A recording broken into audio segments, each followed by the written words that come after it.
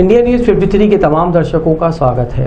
आम आदमी पार्टी के नेता और राज्यसभा सांसद संजय सिंह आज बुरहानपुर पहुंचे। उन्होंने आम सभा को संबोधित करते हुए कहा कि आम आदमी पार्टी जीते तो हाउस टैक्स की रसीद फाड़कर फेंक देना, कमर्शियल टैक्स माफ होगा, पानी मुफ्त मिलेगा और उन्होंने भारतीय जनता पार्टी और कांग्रेस पर निशाना भी साधा। आम आदमी पार्टी के नेता और राज्यसभा सांसद संजय सिंह सोमवार को बुरहानपुर आए। यहाँ उन्होंने सभा को संबोधित किया। इस दौरान भाजपा कांग्रेस पर जमकर निशाना साधा। साथ ही कहा कि बुरहानपुर में अगर आम आदमी पार्टी जीती तो हाउस टैक्स की रसीदें फाड़कर फेंक देना, कमर्शियल टैक्स हाफ होगा, पानी मुफ्त देंगे, ठेके पर काम कर रहे कर्मचारियों को नियमित करेंगे। हम वादा नहीं करते, गारंटी देते हैं, वचन देते हैं, जो कहते हैं उसे पूरा करके दिखाते हैं। एक मौका मोदी जी को दिया, ये सफाई का काम है, इसमें झाड़ू चाहिए। दरअसल उन्होंने अपनी बात एक शायर के इस आशार से शुरू करते हुए कहा कि वतन की जो हालत सुनाने लगेंगे तो पत्थर भी आंसू बहाने लगेंगे। अगर भीड़ में खो गई इंसानियत तो उसे ढूंढने में जमाने लगेंगे। कांग्रेस को वोट देना मतलब बीजेपी को वोट देना। संजय सिंह ने कहा आमजन में दोनों पार्टियों से मध्य प्रदेश की जनता तंग आ चुकी है। कांग्रेस को वोट देने का मतलब वो बीजेपी के काम आता है, इसलिए अब दोनों पार्टियों से लोग निजात चाहते हैं। इस बार बुरहानपुर में झाड़ू चलेगी। मध्य प्रदेश के नगर निकायों में हमें अच्छी सफलता मिलेगी। सांप्रदायिकता की राजनीति, झूठ बोलने वालों की राजनीति करने वालों को हराए।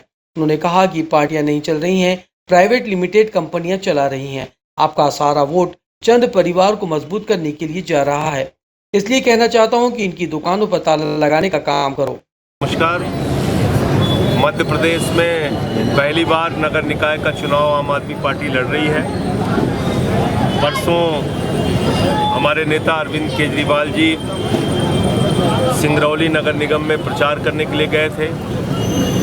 कल मैं ग्वालियर, इंदौर, आज खंडवा और बुरहानपुर में आया हूँ। जिस प्रकार से लोगों में उत्साह देखने को मिल रहा है, दोनों पार्टियों से मध्य प्रदेश की जनता तंग आ चुकी है, कांग्रेस से भी और बीजेपी से भी। कांग्रेस को वोट देने का मतलब है वो वोट बीजेपी के काम आता है, इसलिए अब दोनों पार्टियों से लोग निजात चाहते हैं और इस बार बुरहानपुर में झाड़ू चलेगी। मध्य प्रदेश के नगर निगम में, नगर निकाय के चुनाव में कई जगहों पे हमें अच्छी सफलता मिलेगी। मैं प्रतिभा संतोष सिंह जी के लिए और अपने 22 वार्ड प्रत्याशियों के लिए बुरहानपुर की जनता से अपील करता हूं कि इनको वोट करें और जो एक सांप्रदायिकता की राजनीति है, झूठ बोलने वालों की जो राजनीति है, उस राजनीति को हराएं। हम वादा नहीं करते, हम गारंटी देते हैं, वचन देते हैं और जो कहते हैं उसको पूरा करके दिखाते हैं। तो मैं यही कहने आया हूं कि एक मौका आपने मोदी जी को दे दिया, एक मौका आपने शिवराज सिंह जी को दे दिया। ये सफाई का काम है, उसके लिए झाड़ू चाहिए। ये मौका तीसरे काम में नगर निकाय में हमें दे दिया। सर, मैं महाराष्ट्र से एक सवाल करना चाहता हूं आपसे। सिंधी बस्ती के नितिन तुलसवानी को पुलिस ने पूछताछ के लिए उठा लिया, जिसके बाद पूरा समाज एसपी कार्यालय पहुंचा और नारेबाजी करने लगा। समाजजनों का कहना है कि राजनीतिक षड्यंत्र के चलते उसे गिरफ्तार किया गया है। विगत दिनों सिंधी बस्ती के पूर्व पार्षद लखू कोटवानी को पुलिस ने पूछताछ के लिए ले गई थी, जिसके बाद बस्ती में तनाव की स्थिति बन गई थी। समाजजन सड़क पर उतर आए थे और दुकानें बंद करवा दी थी। एक बार फिर से समाजजन आज प्रशासन की कार्रवाई के खिलाफ विरोध पर उतर आए। दरअसल समाज के युवक नितिन तुलसवानी को लालबाग पुलिस पूछताछ के लिए ले गई, जिसके बाद नितिन के परिजन और समाजजन एसपी कार्यालय पहुंच गए और यहां नारेबाजी करने लगे। नितिन की पत्नी सोनम तुलसवानी ने आरोप लगाया है कि राजनीतिक षड्यंत्र के चलते उनकी गिरफ्तारी की गई है, लेकिन हम राजनीति करने वालों को सफल नहीं होने देंगे।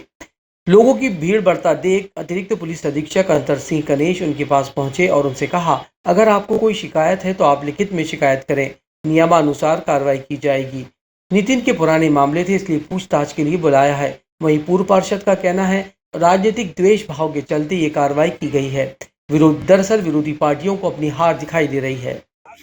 क्या है, मेरे वार्ड में मेरा कार्यकर्ता है नीतू तुलसानी, अपने परिवार के साथ में रहता है। पिछले रिकॉर्ड से खराब थे, अब सुधारने की कोशिश कर रहा है वो। अब सुधारने की कोशिश करने के बाद भी उनको जबरदस्ती उठाया जा रहा है। बेकसूर लड़का है, बेकसूर उसके परिवार बेकसूर है, जबरदस्ती उठाया गया आज और उस पर केस कर रहे हैं। मैंने एसपी साहब से निवेदन किया कि साहब बेकसूर है, इनको छोड़ दीजिए आप। बोले ठीक है, मैं टीआई साहब से बात करके जितनी मदद हो सके मैं करूँगा। आप लोग क्या मानते से क्या कारण हो सकता है? कारण क्या रहा, चुनाव लड़ रहा है, जीत से चुनाव लड़ रहा है। ये मनीषा गोस्वामी है, मेरे वार्ड की बच्ची है, निर्दलीय चुनाव लड़ रहे हैं। अब वो प्रेशर उनको इतना है कि अपन हार रहे हैं। कौन दे रहा है प्रेशर? ऊपर अपन सुनाने उनको ले, अपन अपना नहीं मालूम, ऊपर से प्रेशर उनको आ रहा है कि ये जीत रहे, इन पे हाथ कंडे अपनाओ, पुलिस भेजो, ये भेजो, वो भेजो। हम डरने वाले नहीं है। पिछली बार भी आपको भी उठाया था? 4 दिन पहले मेरे को बिठाया था। अच्छा, मेरे पे कोई केस नहीं था, जब से उठा लिया था, बाद में छोड़ दिया टीआई साहब ने, उनका धन्यवाद देना चाहता हूँ। आज भी इनको उठा लिया है। मेरा टीआई साहब से निवेदन है कि इन पे कार्रवाई नहीं है, कोई केस नहीं है तो उन्हें तुरंत रिहा किया जाए, अन्यथा क्या है बस्ती का माहौल बिगड़ेगा। ये मनीषा गोस्वामी चुनाव लड़ रही है और जीत रही है। इसकी जीत से डर से इनके दिमाग की हंडियां बच गई है। कौन लोग है ये? अब हमारे विपक्ष वाले कौन जो हमारे खिलाफ खड़े, इसके लिए वो डर गए हैं कि इनके हथकंडे अपनाओ तो डर के बारे ये बैठ जाए। हम बैठने वालों में नहीं है, हम समाज सेवा करने वालों में से है। हम समाज सेवा 10 साल 15 साल करते आ रहे, पहले भी 2 बार जीत चुका हूँ, इस बार भी। ये पार्टी का सहयोग है, समाज का सहयोग है कि हम काम करते और जीतते हैं।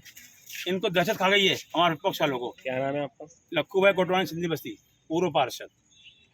ये थाना लालबाग वाले क्षेत्र में एक नीतू तुलसानी नाम का एक्टिव गुंडा रहता है। इसके खिलाफ थाना प्रभारी को शिकायत मिली थी। उसी शिकायत के चलते थाना प्रभारी ने उसको पूछताछ के लिए उठाया है और पूछताछ के बाद जैसा भी होगा वैधानिक कार्रवाई की जाएगी। इसके ऊपर पूर्व से 34 दौर तथा मारपीट जैसे अपराध दर्ज हैं। तो हमारा थाना की जो गुंडा सूची होती उसमें एक्टिव गुंडा लिस्ट में शामिल है। सर, इसको राजनीतिक प्रेरित बताया जा रहा है परिजनों द्वारा। शिकायत मिली है, बस उसी का कंफर्मेशन और उसी के ऊपर वैधानिक कार्रवाई की जा रही है। इसमें पंचायत चुनाव में जो उम्मीदवार जीत गए हैं उन्हें नगरीय निकाय चुनाव में फील्ड में उतारने की तैयारी कांग्रेस ने कर ली है। कांग्रेस के ऐसे समर्थित प्रत्याशी जो पंचायत चुनाव में जीत हासिल कर चुके हैं उन्हें कांग्रेस नगरीय निकाय चुनाव में फील्ड में उतारने की तैयारी कर रही है। हालांकि प्रत्याशियों की जीत की अधिकृत घोषणा होना भी बाकी है, लेकिन जहां जहां पार्टी का जीत का दावा है, इन प्रत्याशियों को फील्ड में उतारने की ताकीद x PCC chief Arun Yadav ने नेताओं से की है। दरअसल एक दिन पहले कांग्रेस प्रदेश अध्यक्ष कमलनाथ के साथ बुरहानपुर आए अरुण यादव यहीं रुक गए थे। एक निजी होटल से वो सोमवार सुबह रवाना हुए। रवाना होने से पहले उन्होंने फोन पर कहा कि जो जीत गए हैं उनको बुलाओ और लेकर आओ, उनको घुमाना पड़ेगा और दौड़ाना पड़ेगा। इस दौरान उन्होंने मीडिया से कहा कि बुरहानपुर शहर को एक नई दिशा हम देना चाहते हैं। पिछले 20 सालों से लगातार यहाँ भाजपा की परिषद और मेयर रहे हैं। ये शहर आज भी विकास की राह देख रहा है। बुरहानपुर शहर को नया आयाम देने का प्रयास कांग्रेस पार्टी करेगी। बागियों से नुकसान की बात पर अरुण यादव ने कहा उनसे कुछ नहीं होगा। पूर्व प्रदेश अध्यक्ष अरुण यादव के साथ मुल्ला तफज्जुल हुसैन मुलायमवाला, हुजैफा मुलायमवाला, ग्रामीण अध्यक्ष किशोर महाजन, रफीक गुल मोहम्मद मौजूद थे। इसके कितना आप मानते हैं कि मैं बुरहानपुर के सभी मतदाता भाइयों से विशेष आग्रह, प्रार्थना और निवेदन करना चाहता हूं कि 6 तारीख को महापौर का चुनाव होना है और इस बार जो हमारी उम्मीदवार हैं शहनाज इस्माइल अंसारी और जो तमाम हमारे वार्डों के पार्षद हैं उन सभी को आपका सहयोग, आशीर्वाद प्राप्त हो। हम चाहते हैं कि बुरहानपुर शहर को एक नई दिशा में लेना चाहते हैं। पिछले 20 सालों से लगातार यहाँ पर भारतीय जनता पार्टी की परिषद और मेयर यहाँ पर रही है। ये शहर आज भी विकास की राह देख रहा है। आप सबका आशीर्वाद और सहयोग रहा तो निश्चित तौर पर एक बुरहानपुर शहर को एक नया आयाम देने का प्रयास कांग्रेस पार्टी करेगी। भैया लगता है बागी कुछ बिगाड़ पाएगी कांग्रेस का? नहीं, कुछ नहीं होगा उससे। कलेक्टर कार्यालय के सभागार में ईवीएम मशीन का प्रशिक्षण आयोजित किया गया, जिसमें अपर कलेक्टर सीईओ रोहित सिसोनिया मौजूद रहे। सेक्टर अधिकारियों को ये प्रशिक्षण दिया गया। कलेक्टर कार्यालय के सभागृह में ईवीएम मशीन का प्रशिक्षण आयोजित किया गया, जिसमें सेक्टर अधिकारियों को ईवीएम की जानकारी मास्टर ट्रेनरों द्वारा दी गई। इस प्रशिक्षण में बताया गया है कि किस तरह से आपको ईवीएम मशीन का उपयोग करना है, मतदाताओं को किस तरह से ईवीएम मशीन की जानकारी देना है। 1 नंबर का बटन महापौर का आता है, क्योंकि नगरीय निकाय चुनाव में सबसे महत्वपूर्ण पद है। 2 नंबर का बटन पार्षद का आता है। मशीन में यदि हरा लाइट जले तो समझ जाना कि मशीन काम करने के लिए तैयार है, आप मतदान कर सकते हैं। इस प्रशिक्षण के दौरान अपर कलेक्टर सीईओ रोहित सिसोनिया मौजूद रहे। इस प्रशिक्षण में सेक्टर अधिकारियों को ईवीएम मशीन के पूरे संचालन की और मॉनिटरिंग की जानकारी दी गई। डाक मतपत्र से मतदान करने के दूसरे दिन अफसर कर्मचारियों ने डाक मतपत्र के माध्यम से आज जिला कलेक्टर कार्यालय में अपना मतदान किया। नगरीय निकाय चुनाव में लगे सरकारी विभाग के अधिकारी कर्मचारियों को डाक मतपत्र से मतदान की सुविधा दी गई है।